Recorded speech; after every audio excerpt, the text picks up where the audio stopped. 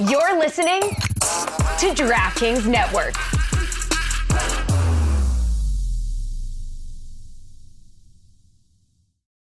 Look, Bumble knows you're exhausted by dating.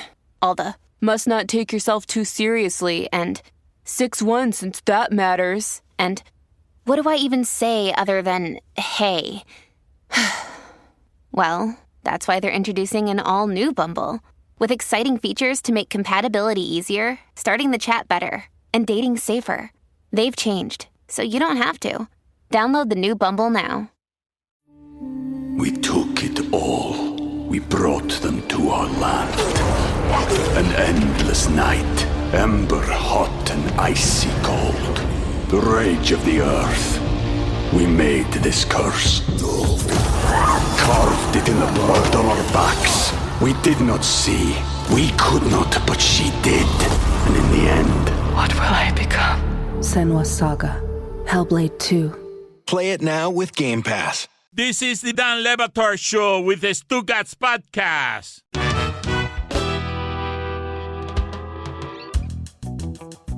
Are we resigned to the idea that this argument is unsolvable? What's the argument, though? Let's the argument, and so exactly, so this is where I want to set the stage, right? The argument is that Caitlin Clark is always going to be both a hero and a villain, both a David and a Goliath, both overhyped and underrated, both a heel and a face, to use wrestling terms, in a sport where she, as a white woman, is a minority group, while also being a majority outside of it, while at the same time, the majority inside this same sport is only now feeling what it's like when people start to give a shit about what they do. Meaning that the appreciation they're even beginning to receive from the mainstream is being attributed to this person who is not them, and in fact is defined in opposition to them in lots of demographic ways in actual broader society. That, to me, feels like a real problem when it comes to how this is going to evolve. All right, I'm going to be your layman's translator here because you said a lot there. Basically, you're saying, is she overrated? Right? Kind of, right? I mean, it's what you're saying is obviously a lot more complex than that because when we say overrated, we're talking about her treatment on the court, her marketing appeal, her responsibility for the league. All of these things are different debates, but they're kind of wrapped up into this broader, I guess, or this overarching umbrella. Is she getting too much credit, attention, treatment, all of it? Is it too much? Are we putting too much on her? And Pablo, I don't think it's going to be solved insofar as she is always going to get the benefit of being white woman, being a straight woman, the things that come with the benefits in this country that come with that in terms of marketing dollars, promotion, etc., that is real. However, she also, I think, there's people who hear that and they say, but you're ignoring the fact that she also is getting those things mostly because she's really, really good and entertaining. Yeah, I think in the long run, the things within the WNBA will resolve, within the community of the WNBA. Will she cease to represent something to us who watch it? Never. Yeah. Maybe it'll change for different people, but she just happened to be this person at this time with this game in this country, in this sport, that makes it so she, and this happens to a lot of athletes, you come to represent more than just, a lot of people. You come to represent more than what you intend to represent. It's kind of the one of the trade-offs of being a superstar like that. Not to say that it's right or wrong, but it's something that you can't change. That's the part of the story that's resonated with me the most, frankly. Like when she trends. Okay, so again, this is, I'm really not trying to be solipsistic here or whatever, but this is, everybody is bringing their own experience clearly to the story, and it is why it's so emotional for so many people. For me personally, when I see her like trending and people arguing about her, and I see people like Clay Travis coming to her defense, I'm thinking, God, that sucks. And I've had the experience where, when I guess various people have criticized me or come at me for identity-based reasons, I've had people leap to my defense on the internet. And while they're my friends and I love them, I appreciate them, there is always a part of me that's like, can we just not talk about it? I just want this to go away. I just want to do my job. So I see that and I think, oh my God, another day, another news, like it must be exhausting for her. And, my version is tiny fraction of what she's dealing with, but it must suck for her and for her teammates that they've become this stand-in for culture wars and things that have nothing to do with them. I am surprised by the degree to which culture war is all over this. It's that silence is tacit approval of her fans, who are people who are, in this case, not her friends, but people who are trying to use her to make that point. Yeah. And so the question I guess I'm articulating here is, what responsibility do you have as a public figure to disavow the people who are crusading on your behalf, right? Because silence is different from explicitly saying. The thing about Dominique, this is that's impossible, because the tough thing about this situation is normally there is an entity or a sport or a movie or a celebrity that is already so big that the most of the conversation is dominated by people who understand this entity.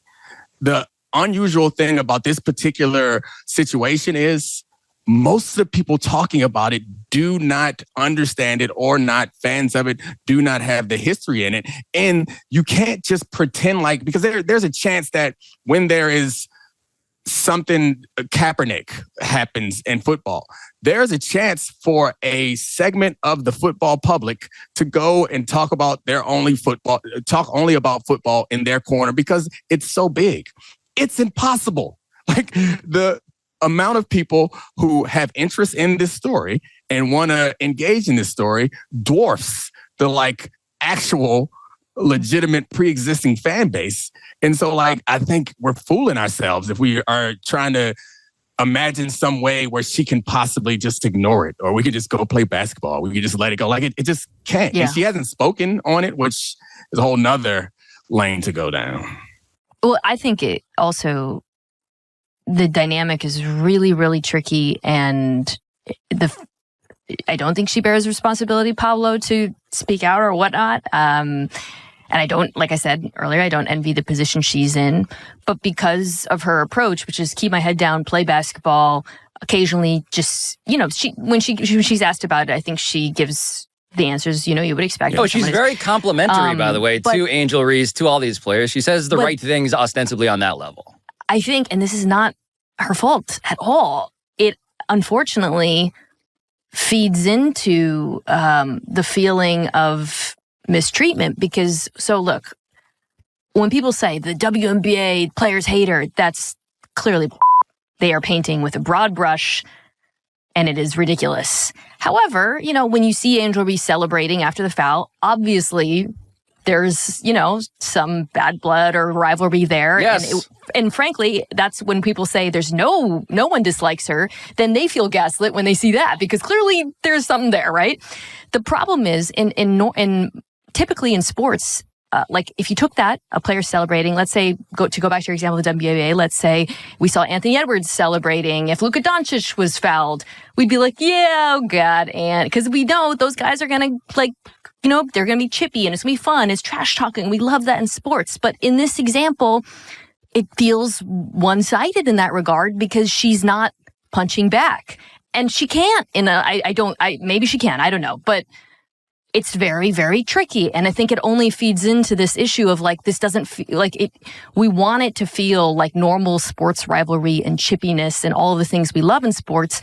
But because of the unique dynamic of this and because of what it means to all these people, it can't feel that way. It doesn't feel that way right now. Right. And look, I think even the language, Dominique, about punching back and all of that, she does. I mean, you can go and find now highlight reels of her doing her own hard fouls. Right. So I want to be clear about just the literalism versus what we're talking about here, which is how she is framing the story as a PR concern, which is when she's at a press conference, what she's saying. And I think about someone like Paige Beckers, right? So there are ways for a white player to endear themselves to a broader demographic. In this case, the majority group, 60% of the WNBA is black women. Paige Beckers goes out of her way to say, I acknowledge all the privilege that I get, and this is a real, I think, informed opinion that is based in truth, for being a conventionally attractive white woman. With the life that I have now, as a white woman who leads a black-led sport and celebrated here, I want to show a light on black women They don't get the media coverage that they deserve.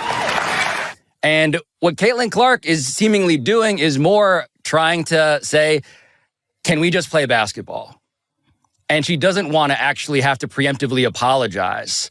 And I don't think she has a responsibility to do that. What I'm really trying to think about is, if you were trying to make this story go away, if you were working with Caitlin Clark, like what are the moves available at this point? Because all of it feels like it's rooted in also the internet, by the way, in which case, good luck trying to isolate the variable that people are mad at. You can't. Like, I can't even begin to tell you how to make this go away. Like, you can't. And I think also mixed into this, and as Mina said a couple of times, we bring all of our baggage to this, or not even baggage, our experiences and our understanding to this. And while this goes back to your original point, Pablo, where she is a minority in her sport, she comes from a very privileged majority in this country. And the idea of a white woman falling down and calling for the authorities, it does not come off. Like, there's a segment of society that's automatically going to be like, oh, here we go, which is obviously is not something I'm saying is fair to her, but that's so deeply rooted and ingrained in the history of this country that is completely like absurd for us to think that there is something that Caitlin Clark can do or say that's suddenly going to be like, oh, okay, it's cool now. Let's just play basketball. Yeah. Mina, the other one more thought, just to throw to you also, is like, I find it incredibly frustrating and I guess unsurprising that like you also aren't really allowed to, I mean, even that phrasing is tricky, right? It feels like it is very easy now to confuse a criticism of an individual with you rooting against the group that they are representing as the avatar. Right. And so when it's like, hey, Angel Reese, I find what you do on the court to be Draymond-like. And if I'm talking about Draymond Green, I'm talking about someone who we can all say plainly is unlikable. But because this is an avatar for a group for whom that accusation is a larger problem, for reasons that are obvious when you go to the larger society that we inhabit, then it's like everybody is feeling, I think, like they can't really say how they feel. And that's why everybody feels like they're gaslighting each other fundamentally online. It's a good example of how in this story, the problem is all of these actions by individual actors are being conflated with like a broader group feeling or sense, right? Like we should be able to say, hey, like Angel Reese clearly doesn't like her without it being a statement about, you know, all Black women or all WNBA players or all whatnot, which again, like I said, to me on his face is absurd. But I think there are people who are watching. So everybody who it's like, what do they call that? The Rashomon, right? When everyone sees something different. So that moment, which is really what sparked all of this, it was already certainly simmering, but that moment, the Carter foul, Reese reaction, the non-comment afterwards, both of them taking to social media, all of that, and then the reaction, and then people reacting to the reaction. That's the moment. You can look at that. And if somebody says, and you can hear people say the WNBA does not have a problem with her, but then you look at that and be like, wait, no, I'm seeing this. This is happening. It's happening, right? Okay. But then if somebody was to say, well, clearly, you know, this player does, people say, why are you saying the whole league does? I don't know. Like, I feel like I'm not articulating myself well, but my point is everybody's looking at this like one incident and then like using it to paint a broad brush in whatever direction they want to go with. In the same way that, like, you know, when people say, oh, you know, you say Caitlin Clark gets the benefit of her identity from a marketing promotion standpoint. There are people say, by leading with that, you're discounting her skills as a basketball player. Yes. But then if you don't acknowledge it, people correctly will say, well, you're ignoring something that is just fundamentally true. I guess my point is, like, everybody is right. And wrong. It's about the same. Right. It seems perfectly calibrated to piss off everybody because there's so many things that are true at once. If you're like me and you get that For You page, it's not even just like, here's the clip. I'm saying I'm being fed outrage on both sides. And whoever you are, if your consumption of that is not just the clip or whatever, or the entire game rather, but rather a tweet saying, look at these thugs. Or conversely, a tweet saying, oh, everybody's going to protect this white girl, whatever. Of course, you're going to be inflamed. And I think that's the problem. I mean, that's one of the many problems with this story that's already, as we've been talking about, calibrated to anger a lot of people, is their consumption of it is through the lens of these extreme reactions, which are only stoking, like, a lot of people are reacting to the reactions at this point and not the actual stuff that's happening. Sometimes with this stuff, I think about it like, imagine how we're going to look back on this and what rough edges are we going to sand off? And 20 years from now, when the WNBA is handing out $100 million contracts, are we going to look back at this era and sand off some of the uglier points and say, like, Caitlin Clark and Angel Reese won't let you forget that she was a part of the college stuff too. Caitlin Clark and Angel Reese ushered in this tension that brought attention to the game. And then it made me think that, like, we often retell that story of Bird and Magic. We didn't have social media back then.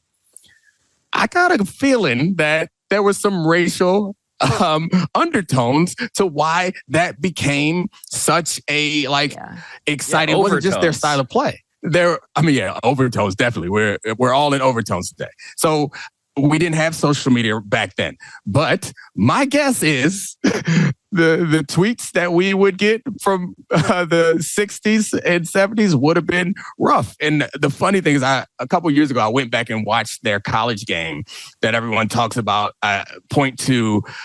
People point to those days and say, back when these guys didn't like each other, they played hard. So I went back and watched that college game a couple years ago.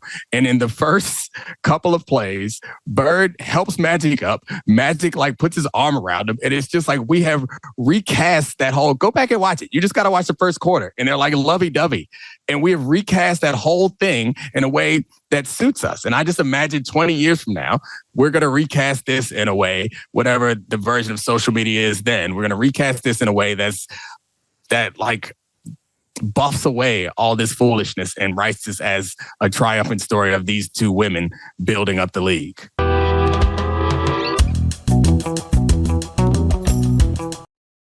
Stugotz here. Summertime is here, which means travel season is upon us. If you're like me and love to travel during the warmer months, the first thing you worry about before traveling is, how safe will my home be while I'm away? I no longer worry about that now that I have SimpliSafe installed in my home. I've had my SimpliSafe system in place for several years now, and it's giving me such peace of mind. SimpliSafe is advanced home security that puts you first. I have the wireless indoor camera. It allows me to see what's going on inside my home. They have a variety of indoor and outdoor cameras plus sensors to detect break-ins, fires, floods, and more. SimpliSafe has been named in U.S. News and World Report's Best Home Security Systems for 5 years running and ranked the best customer service in home security by Newsweek and by Stugotz. SimpliSafe has given me real peace of mind. I want you to have it too. Right now, get 20% off any SimpliSafe system with Fast Protect monitoring at simplisafe.com/DLB. Again, get 20% off any new SimpliSafe system with Fast Protect monitoring at simplisafe.com/DLB. There's no safe like SimpliSafe. Dan Batard. Yeah, enjoy a long and fruitful run, Dan. What was that voice? A Celtics fan. That was a Celtics fan? Well, it was me. Stugotz. It's amazing. It's amazing to see the mask pulled off and to see you so clearly. You were in such good disguise, and I didn't know it was you. But then it's me, a Celtics fan. This is the Dan Le Batard Show with the Stugotz.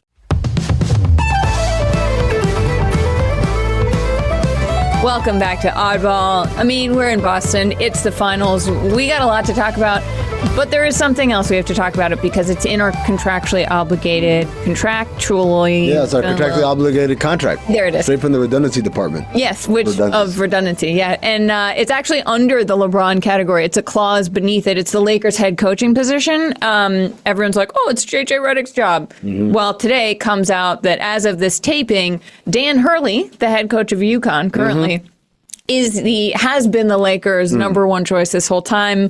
Lot going on here. What's happening in this pea soup of news? And P is spelled P-E... You said A? Well, okay. Okay, so this is one of my favorite things that, like, oh, what's going on? We have these conflicting reports. I'm like, because this isn't news. Don't get me wrong. Like, whoever gets the Laker job, that's going to be interesting. But, like, telling me who gets the Laker job right now does not materially alter my life in any way over the next couple of months or whatever. Because in a world with no press releases and no press conferences and no newsbreakers, we'd find out when. Oh, when he's coaching the Lakers. Yeah, like, Dan Hurley is the coach of the Lakers, right? Oh, wow, he's at the training facility. Right, like, so it's just like this rush to get something out there without confirmation is just, it's ridiculous. It's just an exercise in futility. But I do find it hilarious. Yeah. In 2004, the Lakers interviewed Mike Krzyzewski, the great college coach, and he turned them down. Okay. And then in 2014, 10 years later, they interviewed Roy Williams, the great college coach. And Roy Williams, they went after Roy? They did, and he turned them down. I forgot about that. And so now here we are 10 years later, 2024, they're going after Dan Hurley, and it's like every 10 years, the Lakers get rejected by a great college coach. Yeah, the best coach, they go to him and they're like, you want to come here? And they're like, nah, I'm good. Also, I could see a world in which Danny Hurley is like, nah, I'm good. Because after when people were linking him to the Kentucky job after Cal left, he was like, I just got my wife closer to New Jersey. Granted, it's the Lakers. I understand the lights are bright. You kind of got to do it. Sort of be a baller move to turn that down. There are a lot of people, though, Amin, whose feelings might be hurt by this, and we need to hype them up. Do we? We are going to do a hype me up because we haven't in a long time. Okay. And I'm going to start by hyping up podcasters. No. Because, listen, JJ and LeBron have a podcast together. And even if, first of all, this isn't news yet. Danny Hurley doesn't have the job. Yeah. It could still be JJ's. And that means that you, who have a basketball podcast with 30 subscribers, there's hope for you, too. Yeah, I mean, look, everyone in between, right? Like us, I guess, Bill Simmons, all the guys over I could be the head coach of the Lakers. Zach Harper? Imagine Zach Harper, the coach of the Lakers. Wow. Imagine the movie clips they'd show before every game. I'll tell you who I'm going to hype up. Who? I'm going to hype up UConn fans, like our good friend Mike Schur, who is a UConn fan despite I'm fairly sure did not go to UConn, but that's all UConn fans, Listen, he's right? from Connecticut. Yeah, whatever. This is all we have in New England, I mean. But this idea that, like, you're living in this golden era of professional sports teams. Connecticut basketball, and then it could be all dashed to dreams. The only way it could be better is if Dan Hurley gets the job and says, my lead assistant, Gino Auriemma. Then Mike Schur's world would crumble. Oh, my God. To be the Lakers head coach? Too many people I know would fall apart. Although, if Danny Hurley left, could his brother Bobby Hurley, who is currently the coach of the Arizona State Sun Devils, what if he goes to UConn? How about Bobby Hurley for a hype me up also? Bobby, dude is like, you're doing amazing, man. I played in the league. I was like, that's my brother. He wasn't even good enough to play in the league. I played in the league. Yeah, give Bobby Hurley the Lakers head coaching job. JJ, anyway, Redick? Oh, JJ, you're doing amazing, man. Yeah. Whether you're the head coach or not, your life is awesome. All right, so Charlotte, let me throw some at you. Okay. Okay, because I think you're better at some of these than I am.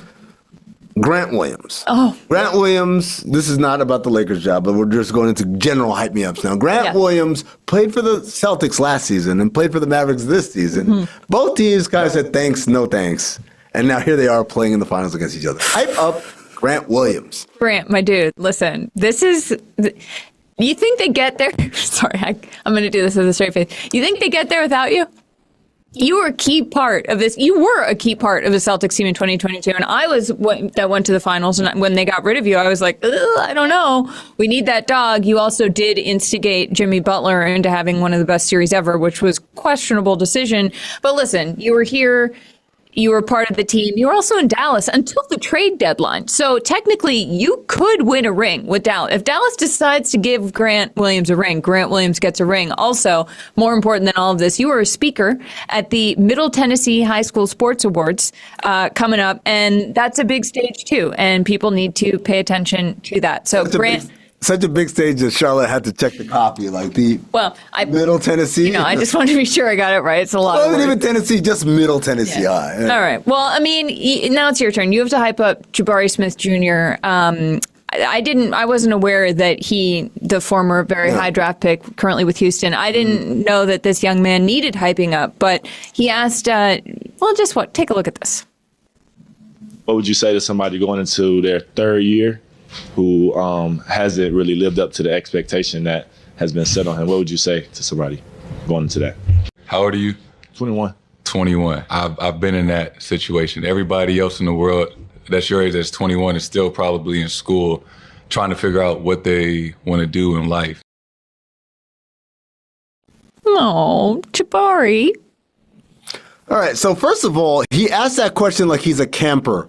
You ever see the camper they got, like, we got Jason Tatum coming to camp today, and he raised his hand like, what advice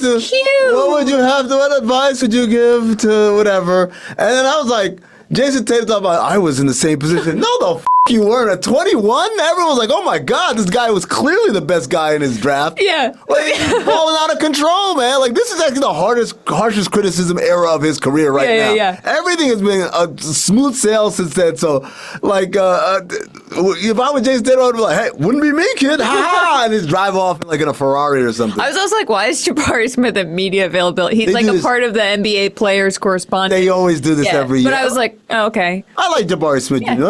I like him as a player. I think he's a good kid.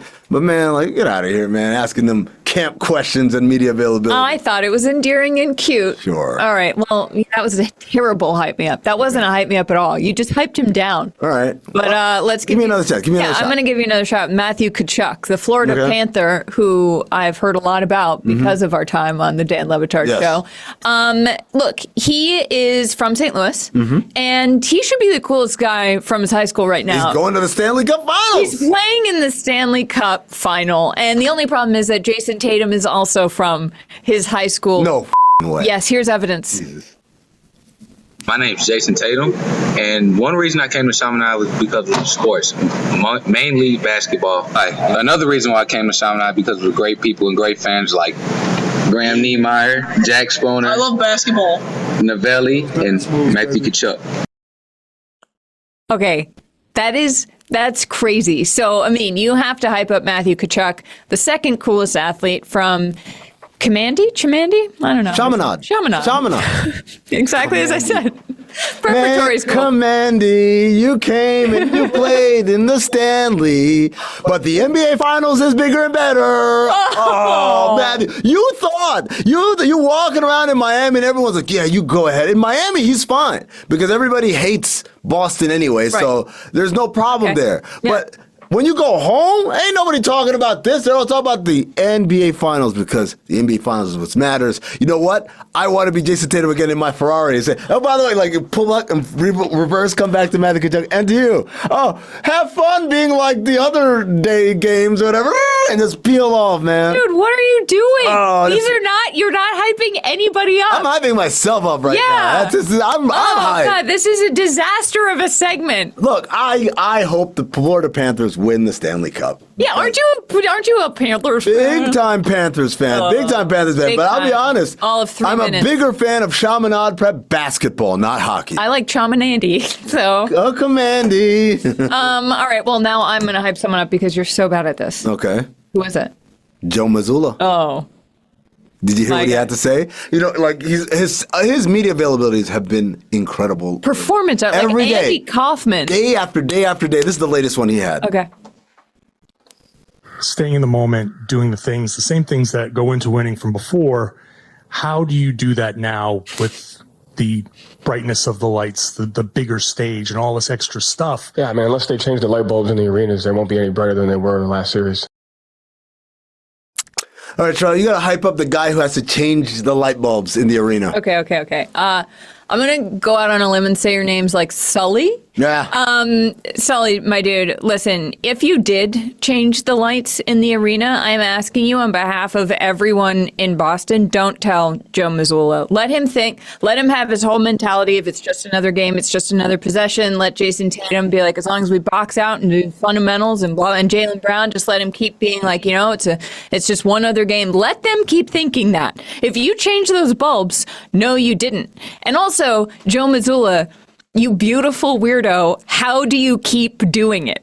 How do you one-up yourself every single time you get up to that press podium? I can't wait to see you in that interview room. You better win every game. That's all I got to say. That's how you do it. I mean, okay, well, speaking of bright lights, I'm going to give you one other chance. I don't know why. Yeah. Luka was asked about the pressure he faces of playing in the finals, and he said that he's faced tough crowds before. Here's what he said. Is there one game or one place in particular in your whole career, NBA, international, that was the most rowdy environment that you can remember? What was the craziest? Yeah, it was, I remember it was quarterfinals of EuroLeague against Panathinaikos. In Panathinaikos, the crowd went crazy, and they started winning 20-0. So imagine that. If you're surprised by that answer, it means you have never seen European basketball. Look at what it's like there. Yeah. I mean, this is no joke. Look, this is what we call American exceptionalism, where we think like we have the best of everything, including fans. Nope. Don't even measure up. You mean to tell me that Murph and O'Shaughnessy over here, drunk off their asses, could compete with what we just saw on that screen right there? Well, now you have to hype up Murph and O'Shaughnessy, who Luka doesn't think are as scary as European fans. They're not. You know what, Murph and O'Shaughnessy, you don't have to be scary. You just have to be loud and not leave early like you did last time I was here.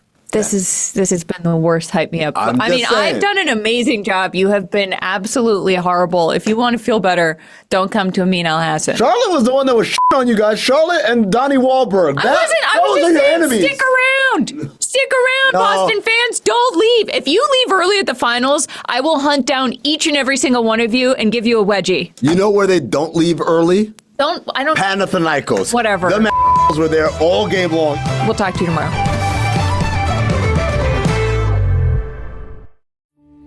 We took it all. We brought them to our land. An endless night, ember hot and icy cold. The rage of the earth. We made this curse. Carved it in the blood on our backs. We did not see. We could not, but she did. And in the end... What will I become? Senua's Saga. Hellblade 2. Play it now with Game Pass. Don Batard. Cody decides to give his opinions on things right when we're coming back. He started yammering about, don't you hate the phrase controlling your own destiny? Destiny can't be controlled. Right. It's an oxymoron. Stugotz. I fully thought you were going to go in with take the oxy out of it. That's what you are. I didn't say it. I'm saying that's something that Dan would say. I see. Okay. Yeah. I love you. You didn't say I love you back. You're mad at me. Oh, That is, put it on the poll, Guillermo. Does Stugotz throw out I love yous only to get I love yous back? Greg, I love you. No, I love you. Okay. Feel better now. This is the Don Batard Show with the Stugotz. Here you go.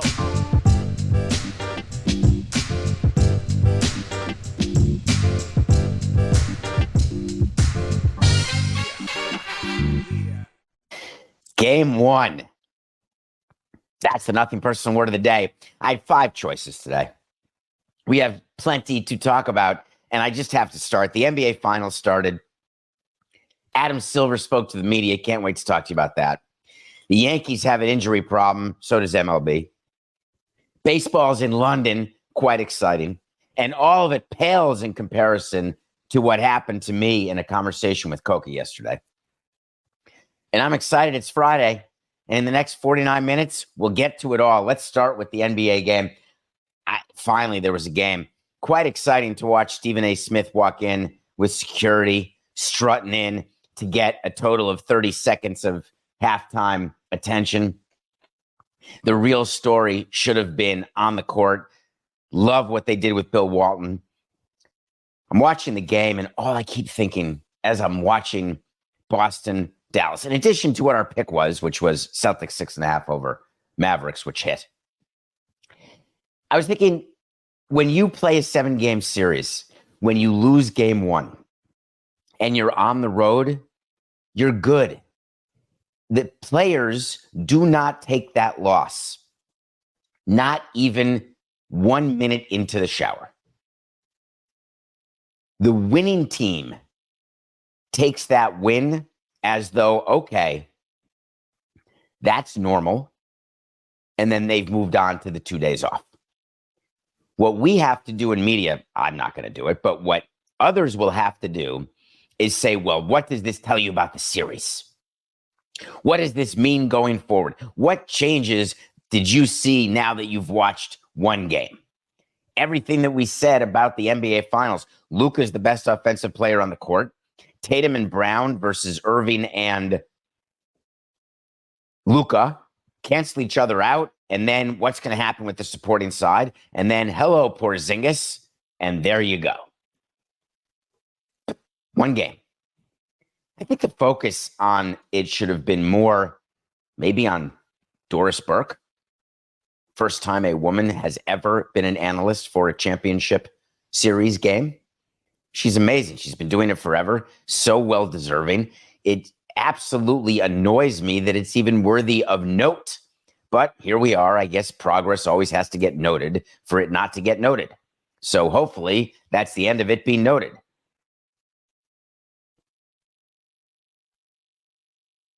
How about the NBA releasing? Can I bring you inside a conversation that we have during Jewel events in baseball?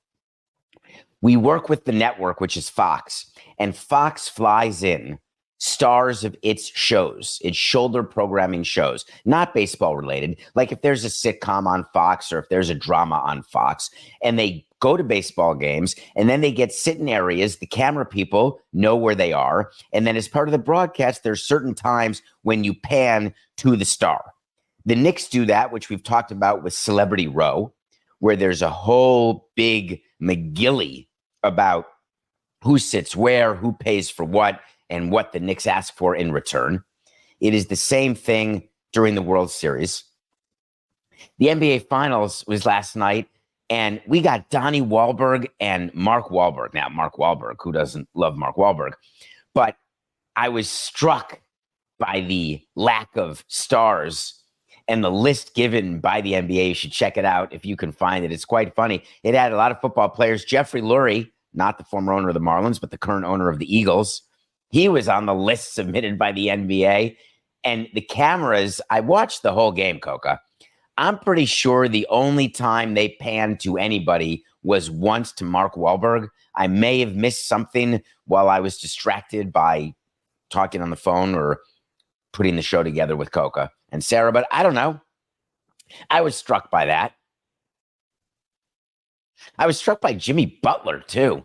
If you're a Miami fan, you're excited that he's on a commercial. Are you excited about a Jimmy Butler commercial with Bad Boys, or was that only shown in Miami? Can't be. I watched it from New York. Cut that. That was ridiculous. It's Friday. Hi, I'm David Sampson. 4869. Jimmy Butler got nationwide attention by appearing in ads with Will Smith and Martin Lawrence. And it made me long for the McDonald's ads with Larry and Michael. So that was game one. There'll be a game two. Celtics are up 1-0. The real story for me happened before the game even started. Commissioners have to meet the media. Go listen to yesterday's show. And I didn't have a list of Q&A. I was not in the room. I have no connection with any of the media members. I just know that commissioners before game ones meet the media, or in NFL before the Super Bowl. You get prepped. There are people in the PR department. You come up with a written Q&A. You rehearse it, literally on a podium with a microphone. Sometimes you just do it behind your desk drawer, chair. You go through what you know the questions are going to be. Adam Silver was ready for every single question as though it were scripted. Adam Silver did not pause, did not hesitate. His answers were spot on perfect. His only one mistake, which is amazing when you speak for 35 minutes, when he said Netscape instead of Netflix. Who cares? But let's go through some subjects that really interested me and you. What would be the number one thing that you'd want to hear Adam talk about? Would it be Caitlin Clark, or would it be the media deals in Charles Barkley? I would think that people would not expect Adam Silver to talk about Caitlin Clark, but he certainly was ready when asked, and he said it's a welcome to the league moment. People may not realize that the WNBA is owned by the NBA, or that the WNBA was started by the NBA 28 years ago, or that Adam Silver was part of that starting of the league when he worked for David Stern, or that they have a huge vested interest, the NBA does, in having the WNBA be successful. And him telling everybody, welcome to the league for Caitlin Clark. However, it would be silly of us not to acknowledge that race is a factor in all of the discourse surrounding this event. And he had a perfectly logical and intelligent explanation where he simply said he believes in Caitlin Clark to protect herself. He believes in the league to work itself out through these rookie issues, but he also understands that all of the noise, because man, there's so much noise, he recognizes that's a part, and he looks forward to it not be. Doesn't that make sense? Sounds like what we all would wish, wouldn't it? Wouldn't it be great if race were not what it is, where it's just full of people who are racist? Then he got into the media deals. Let's talk about the media deals. Do we have some sound from Adam Silver on that we can examine?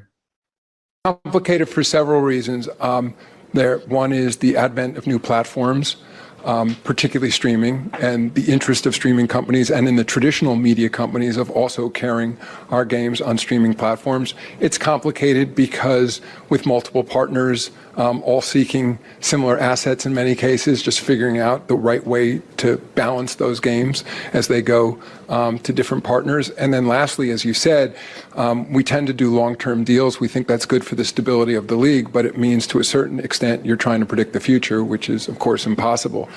So part of it is a bet on the partners that we will ultimately align with, and that their ability also to adjust with the times and their willingness to continue to invest in media and also become global, which, to my earlier point, is very important to the league as well. I want to start right there at the end about being global. He was answering a question when asked about what's happening with the TV deal, and he was going through it saying there's no deal done. He talked about his head of media rights, who was in the front row. He said literally working around the clock. Not ask anyone talking in front of the public to say literally working around the clock, because of course that man is literally not working around the clock. But I digress. When asked about the different deals, he said, I can't comment. When asked about the matching right that we've covered so often on the Sporting Class and on this show, where Turner may not lose its rights, Turner may get a small fourth package after NBC and Amazon and ABC, Disney. He said, I can't talk about the match. It's a complicated legal process. That was a planned answer. Side note, not complicated. A right to match is a right to match. You can litigate it, arbitrate it, mediate it. When the person who has the right to match says, you presented me something I literally cannot match, to which the NBA says, that was our point. Sorry, Turner. You can't be on over the air and as global as NBC and Peacock. You just can't do it. That sentence at the end of that sound was totally purposeful. Talking about and becoming global, which is very important to the league. Does that sound familiar to MLB wanting to get London, to the NFL wanting all these international games? What Adam Silver is preparing everybody for is that everything you've heard about the NBA media rights is exactly what's going to happen, but there's not going to be an announcement till after the NBA Finals. Charles Barkley can whine, complain, and wish he had more information all he wants. Employees are not owed any explanation of what the company is doing. It's nice to have it. You want to be communicated with. You feel like you're in the dark. I get it. But there is zero reason in this world, with all of social media, with all leaking, if you have to inform your employees of what you're doing strategically, you are actually hurting those employees. Adam Silver apologized to the Turner employees for the uncertainty. That's very nice of him. And I don't want to come off too hard here. Although Coca can cut it so that I do, and I'm going to give him the chance to. What exactly is Adam Silver apologizing for? For the fact that there are people who work behind the scenes?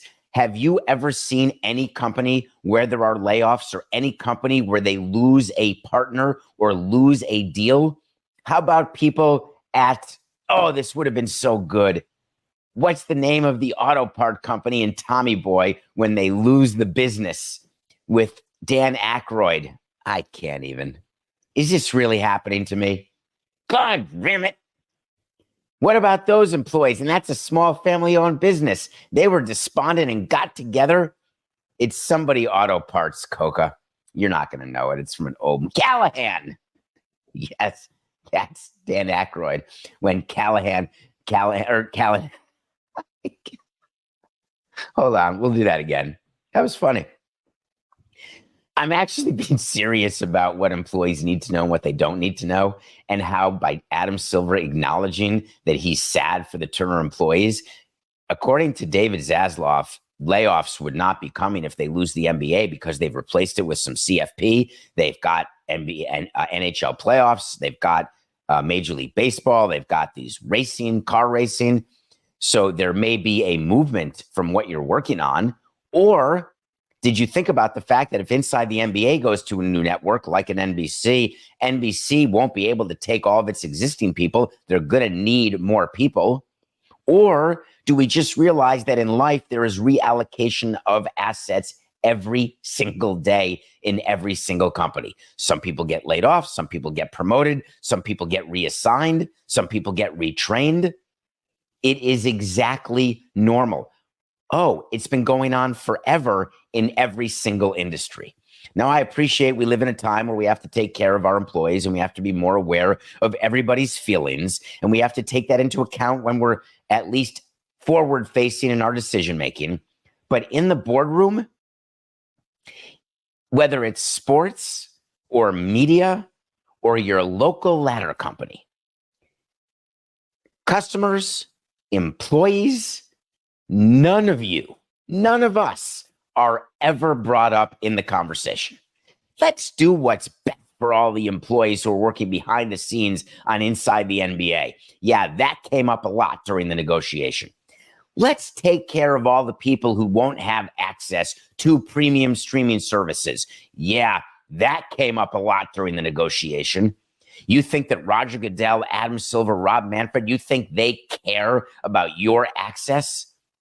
No, they are getting the most money they can for their owners so their teams increase in value and they get extensions and bonuses. And God love them. That's how they should be acting. It is not their responsibility to look out for everybody else and their level of ability to get streaming services. I'm sorry. Not sorry. What about expansion? That was a good one.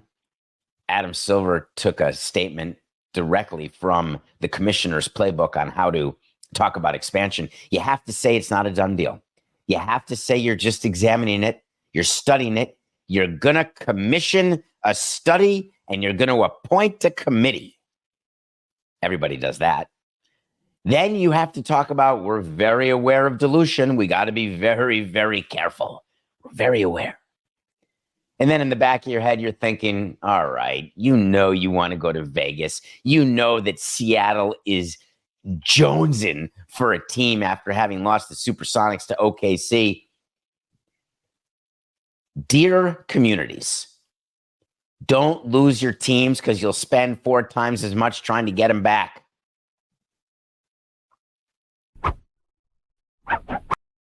Stugotz here. Summertime is here, which means travel season is upon us. If you're like me and love to travel during the warmer months, the first thing you worry about before traveling is, how safe will my home be while I'm away? I no longer worry about that now that I have Simply Safe installed in my home. I've had my Simply Safe system in place for several years now, and it's giving me such peace of mind. Simply Safe is advanced home security that puts you first. I have the wireless indoor camera. It allows me to see what's going on inside my home. They have a variety of indoor and outdoor cameras plus sensors to detect break-ins, fires, floods, and more. Simply Safe has been named in U.S. News and World Report's Best Home Security Systems for 5 years running and ranked the best customer service in home security by Newsweek and by Stugotz. Simply Safe has given me real peace of mind. I want you to have it too. Right now, get 20% off any Simply Safe system with Fast Protect monitoring at simplysafe.com/DLB. Again, get 20% off any new Simply Safe system with Fast Protect monitoring at simplysafe.com/DLB. There's no safe like Simply Safe. At the Coca-Cola Company, Keurig Dr. Pepper, and PepsiCo, our bottles might still look the same, but some of them can be remade in a whole new way, using 100% recycled plastic. New bottles made using no new plastic except the caps and labels. You'll be seeing more of these new bottles in more places, and that's thanks to you, because when we get more bottles back, we can use less new plastic. Learn how our bottles are made to be remade at madetoberemade.org.